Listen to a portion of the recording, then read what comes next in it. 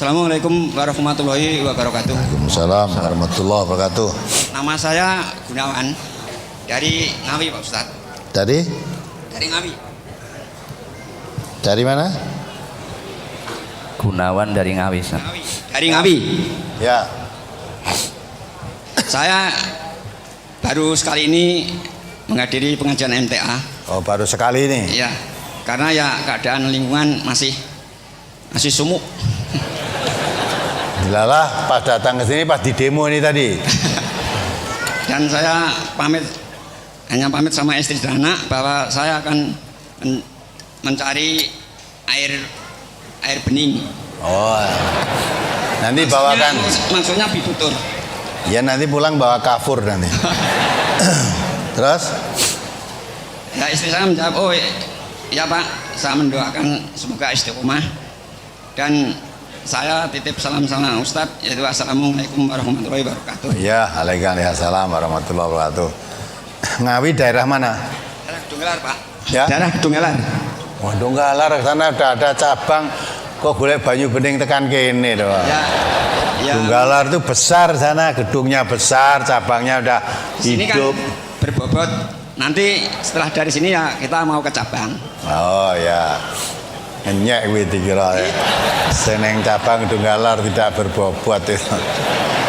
Ya terus yang ditanyakan apa? Kan gini Pak, dalam kitab Al-Quranul Karim di situ terdapat beberapa surat, beberapa ayat, beberapa kalimat dan kalimat-kalimat itu saya belum pernah mendengar dilazimkan untuk buat dzikir atau berdoa oleh ulama-ulama. Karena saya tanyakan beberapa ulama atau yayaji atau kiai atau alumnus pondok pesantren itu katanya belum ada atau tidak ada atau tidak tahu atau itu rakitan para ulama zaman singen gitu jawabnya. Ya, kalimat-kalimat itu yang saya tanyakan yaitu min hai sulayah tasib ayat kalimat safiun kata di situ terangkan untuk penyembuhan dan mengais rezeki. Untuk apa? Untuk mengais rezeki. Ngais rezeki. Ya. Yaitu yang pernah saya amalkan dan sahabat saya juga pernah amalkan, ternyata ayat itu dahsyat sekali dan terbukti. Mohon maaf Ustadz, saya akan menceritakan sedikit pengalaman saya. Mic-nya agak didekatkan biar suaranya tidak pedot-pedot. Tahun 93 saya kena penyakit kanker ganas. Saya obatkan ke puskesmas 12 kali tidak sembuh. Terus melangkah ke RSUD Ngawi dan Sragen juga tidak sembuh. Terus saya cari obat alternatif ke beberapa daerah, ke Ustadz, Yai atau dukun, itu juga tidak sembuh. Terus dianjurkan oleh teman saya masuk ke RS Murwardi tahun 93. Itu dioperasi dan ternyata hasil jaringannya adalah kanker tiroid getah bening papiler, artinya ganas. Dirawat 3 bulan sampai 4 bulan, yang sebulan gratis, ternyata tidak sembuh. Biaya sekitar kalau diuangkan sekian sehabis 2 miliar Ustadz. Karena ya semua saya jual semua habis. Setelah nggak sembuh saya dibilangin dokter, ya sudah saya nanti berdoa saja ya. Kalau di sini nggak sembuh pulang. Nah, saya dipapah oleh ibu saya pulang. Sampai depan rumah sakit saya pingsan karena ya nggak sembuh dan harta saya habis. Ditolong oleh Sapam. Setelah saya pingsan saya bangun. Setelah bangun tuh dijawab oleh ibu saya, dikasih buku ini Ustadz. Katanya orang beli dari orang yang pakaian kumal untuk suruh ini. Orang yang datang memberi buku ini tapi dibeli dan disuruh mengamalkan ayat-ayat di dalam itu. Dan di dalam itu terdapat ayat yaitu wasafi sudra qaumil mu'minin wasfaun fisudur. Itu saya amalkan, saya berdoa terus menerus sampai 1 bulan. Akhirnya kanker saya itu menurun dan hampir sembuh. Tapi mimpi ketemu orang kumal itu yang memberi buku ini, katanya itu harus dibantu dengan kabel, artinya media seperti paman sakit masukin remason atau dokter pakai alat suntik gitu. Ya media kabel itu saya padukan sama doa itu. Ternyata sampai sekarang sembuh total Ustadz. Padahal dalam sinar radioaktif atau kemoterapi itu ada ratusan sampai sekarang bahkan ribuan meninggal. Saya mengucapkan syukur alhamdulillah Ustadz pada Allah Subhanahu wa taala. Itu yang saya alami. Dan yang kedua, ibu saya juga hafal, tapi sekarang sudah uzur tua. Itu pernah ke Jakarta tengok cucunya itu busnya dihantam truk gandeng masuk jurang hancur lebur. Ternyata yang sembuh hanya yang nggak meninggal hanya ibu saya dan orang yang punya anak kecil di samping saya itu. Jadi nggak sampai celaka, dibawa polisi ke RS Rumah Sakit Cirebon. Ibu saya lari pulang sampai di rumah cerita begini. Ya saya nggak mati gitu. Dan sampai sekarang masih hidup ibu saya itu, tapi ya sudah pikun. Itulah mustajab atau khasiat yang sangat dahsyat dari surat atau ayat Wasafi Sudro Komil Muminin Wasafiun. Surat apa itu? Lima fi sudur. Nah, itu surat apa? Ayat berapa? Surat At-Taubah ayat 14. Apa? Surat At-Taubah ayat 14 dan surat Yunus ayat 57. Itu yang saya alami Ustaz. Dan yang satu pengais rezeki itu adalah min haitsu la yahtasib, itu diamalkan oleh sahabat saya. Ternyata dia itu dari nol melejit sampai hartanya miliaran dan karyawannya juga banyak. Yang saya anehkan itu mic-nya itu didekatkan di mulutnya itu. Ya, sewaktu ada wereng ganas dari Solo sampai Madiun itu dilipas oleh wereng. Tanaman mereka itu yang didoain ayat sifat dan ayat yang berbunyi min haitsu la yahtasib itu kalis, enggak kena penyakit wereng itu satu pun tidak ada yang tergigit. Itu pertanyaan, apakah dalam surat itu betul-betul di Quran itu ada? Karena sebagian banyak ulama katanya tidak ada atau rakitan zaman Singen.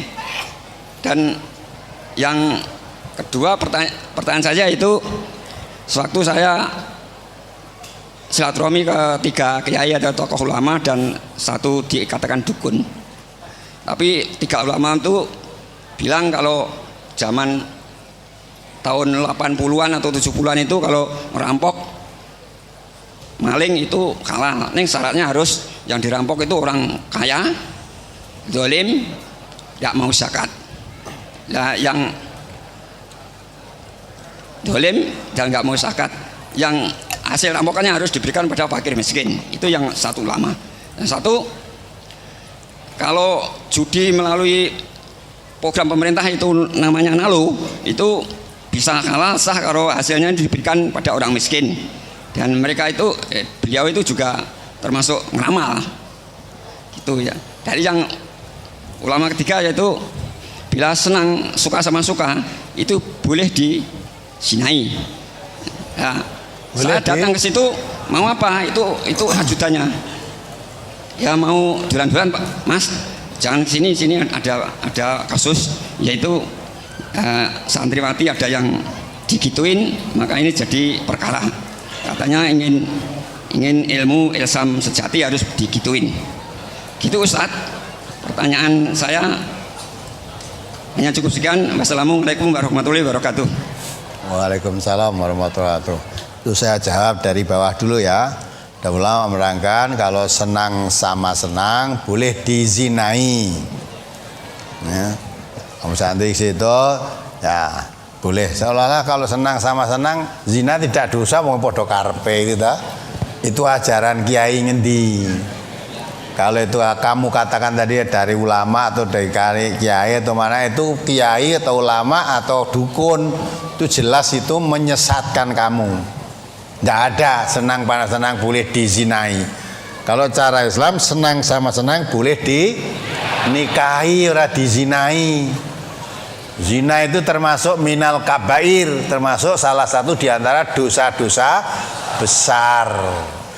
Nanti, maka itu atas ya. Nek senang sama-sama boleh dizinai tidak dosa ya. Seneng kabeh no.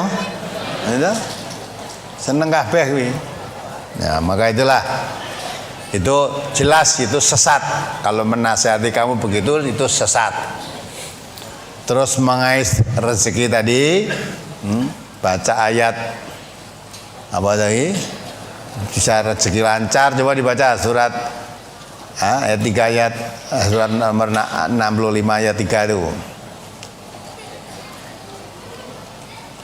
Sebetulnya bukan begitu tuh. Memang Allah memberikan ya, wa may yattaqillaha yaj'alahu min amrihi yusra wa yarzuqhu min haitsu la yahtasib.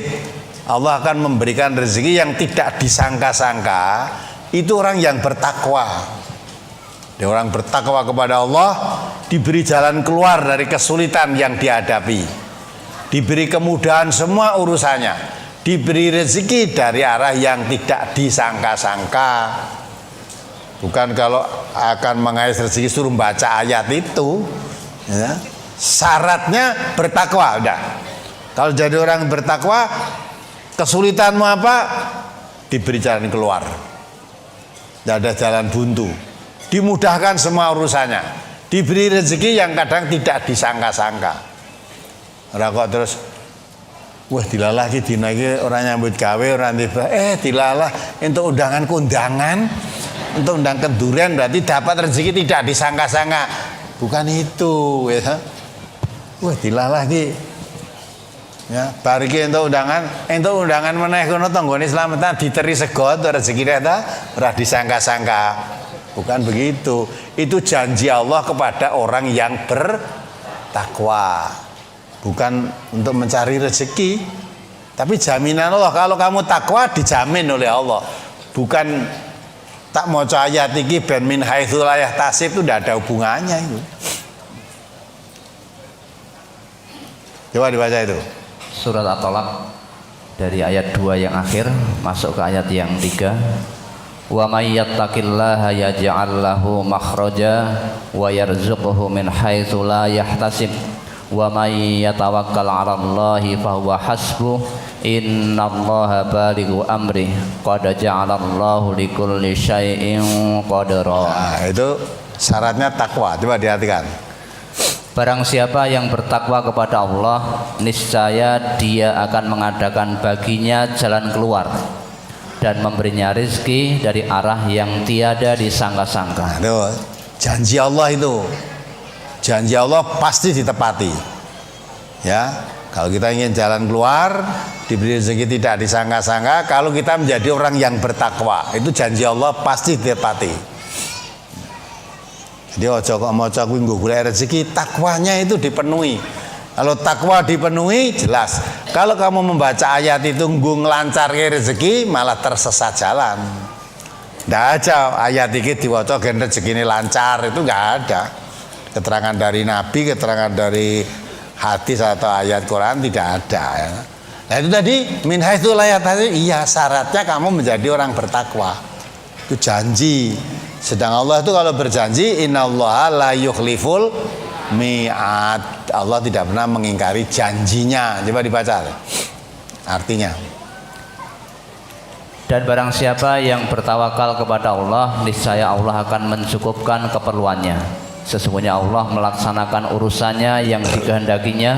Sesungguhnya Allah telah mengadakan ketentuan bagi tiap-tiap sesuatu. Ya kan? Ya coba tuh ayat itu mbak amal ke ya, mulai ke pengajian ini kabeh do ngamalke maca ayat kuwi kabeh engko terus dadi rezekine gampang dadi wong sugih kabeh. Ndak bakal. Lah nek maca ati oh berarti Allah akan memberi jalan keluar dari kesulitan. Allah akan memudahkan semua urusan. Allah memberi rezeki yang kadang tidak diduga-duga. Syaratnya jadilah kamu orang takwa. Yang bertakwa itu artinya selalu melaksanakan perintah Allah, menjauhi larangan Allah. Sekalipun orang atau masyarakat suka atau tidak suka, kita tetap melaksanakan perintah Allah. Sekalipun masyarakat suka atau tidak suka, kita tetap menghindari apa yang dilarang oleh Allah. Itu yang bertakwa. Nah, mau ayat itu terus rezeki tanda sangat enggak, bukan ayat itu tujuannya tidak ke sana. Apalagi tadi yang ditanyakan. Coba baca ayatnya itu bisa sembuh tadi. Surat Tobat ayat 14. Surat At-Taubah ayat 14. Qatiluhum yu'adzibuhumullahu biaidikum wa yukhzihim wa yansurukum alaihim wa yasfi sudura qaumin mu'minin. Perangilah mereka, niscaya Allah akan menyiksa mereka dengan perantaraan tangan-tanganmu, dan Allah akan menghinakan mereka dan menolong kamu terhadap mereka, serta melegakan hati orang-orang yang beriman. Nggak ada hubungannya tak? Ini perang itu. Orang Islam perang dengan orang kafir. Ya, Allah berjanji, perangilah mereka. Ya, Allah akan menghancurkan mereka dengan perantaraan tangan-tanganmu. Orang Islam perang dengan orang kafir, Allah akan beri kemenangan kepada orang Muslim. Orang mukmin akan diberi kemenangan. Mereka akan dibunuh dengan perantaraan tangan-tanganmu. Karena artinya Allah akan memberi kemenangan. Dan Allah menghinakan mereka, menolong kamu terhadap mereka. Allah akan menghinakan mereka dan memuliakan kamu. Jadi memang orang yang berpihak di jalan Allah pasti dimuliakan oleh Allah. Ya. Termasuk perang di jalan Allah, jangan takut. Maka kalau ketemu musuh jangan mundur walaupun setapak. Amanat surga itu didaki lawan pedang.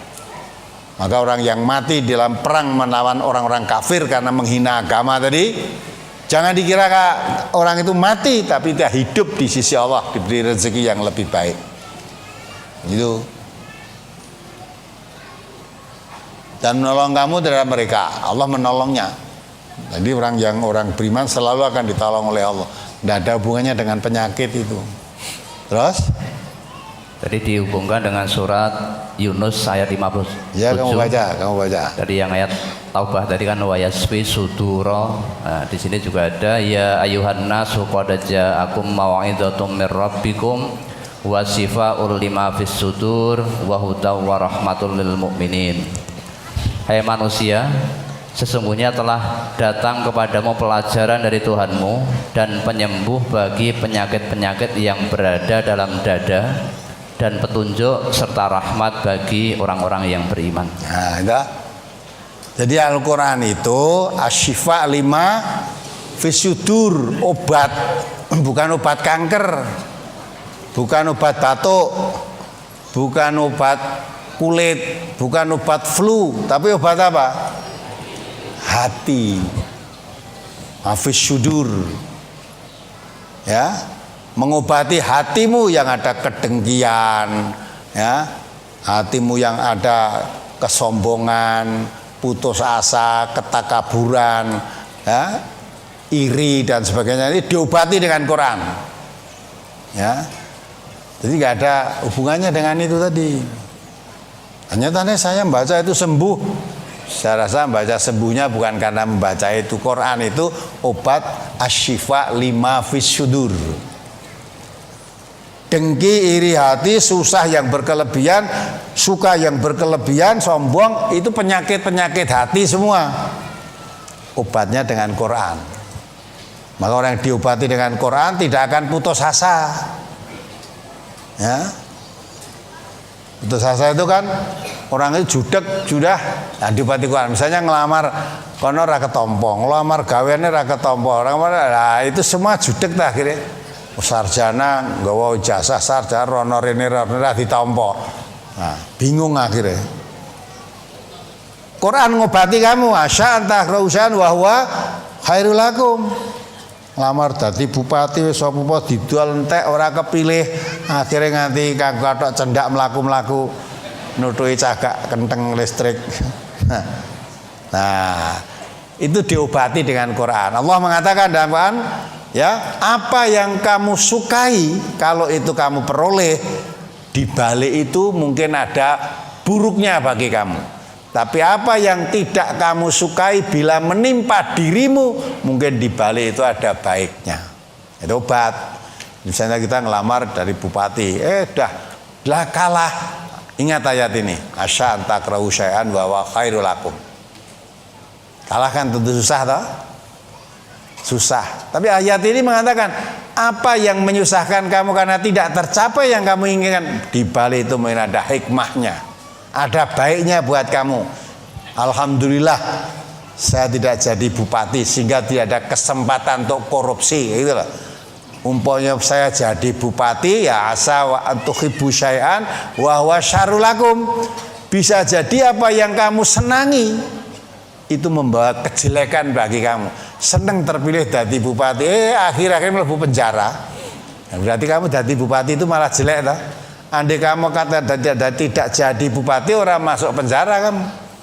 Karena kamu jadi bupati kepilih senang, ternyata ada kesempatan untuk korupsi, itu yang menyebabkan kamu masuk penjara di dunia, belum penjara di akhirat nanti. Nah, orang kepilih ya alhamdulillah, berarti saya diselamatkan oleh Allah. Nah kan gitu harusnya, itu obat namanya.